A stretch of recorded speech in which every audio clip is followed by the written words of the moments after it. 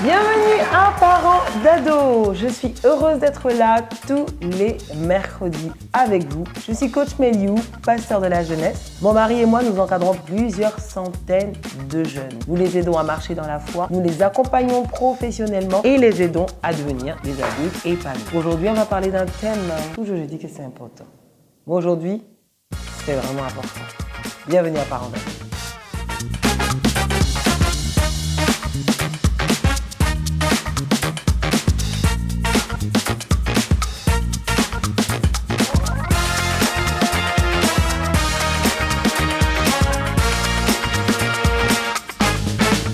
Aujourd'hui, nous allons parler de l'autre éducation, ou peut-être les autres éducations.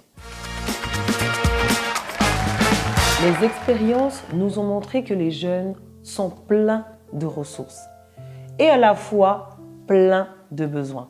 Alors c'est vrai que pour nous, les parents, notre éducation consiste à leur montrer la voie, la discipline, comment se comporter, comment réussir. Mais il y a parfois des tips qui sont dignes de professeurs et que nous devons transmettre à nos enfants. Voilà pourquoi le titre, ce sont les autres éducations. La première éducation à donner, c'est l'éducation financière. Aujourd'hui, les jeunes sont exposés à un besoin d'argent qui est presque malsain. En tout cas, en Côte d'Ivoire, tout ce qui est maraboutage, broutage ou prostitution qui ne dit pas son nom, gérer des busy, pouvoir s'acheter un téléphone, pouvoir voyager comme certaines influenceuses. Tout ça, ce sont des travers de la société qui donnent envie d'avoir de l'argent et de l'argent sale ou de l'argent facile. Et si nous apprenions à nos enfants à être indépendants financièrement? Ça veut dire qu'à chaque fois qu'il a un billet de 10 000, qu'il apprenne à transformer son billet de 10 000 en 50 000, en investissant, en achetant des marchandises, en les revendant, en prenant déjà la mentalité, non pas de consommateur, mais d'opérateur économique, d'investisseur, d'entrepreneur.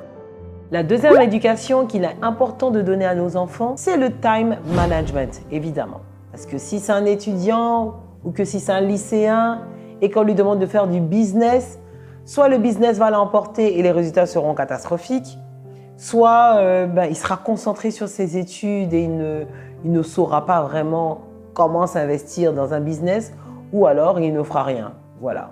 Le time management est une éducation à transmettre à nos enfants.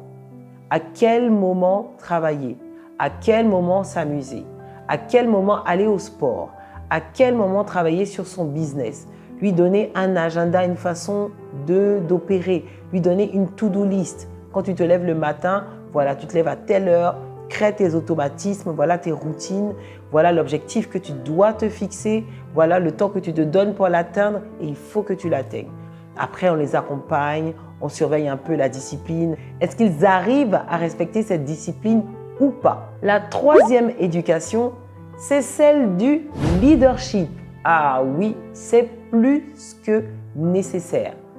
On en a parlé lors d'une vidéo de l'influence de la société sur nos enfants, l'influence des médias sur nos enfants, l'influence de l'école, des amis. Il y a tellement d'informations qu'ils ingèrent sur Internet qu'il est important pour un jeune de pouvoir être un leader dans son esprit. Savoir qu'il ne doit pas être un suiveur, mais un leader. Il doit être précurseur, il doit être celui qui initie des mouvements, celui qui porte des convictions, qui les porte et qui les affirme.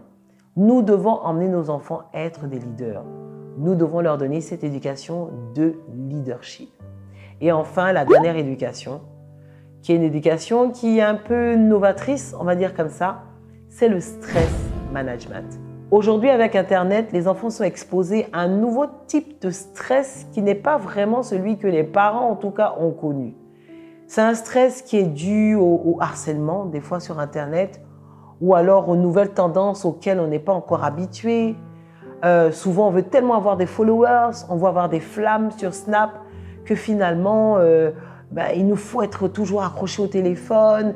Dès qu'on lui arrache son téléphone, c'est sa vie qui est bouleversée. C'est toute son existence qui est dévastée.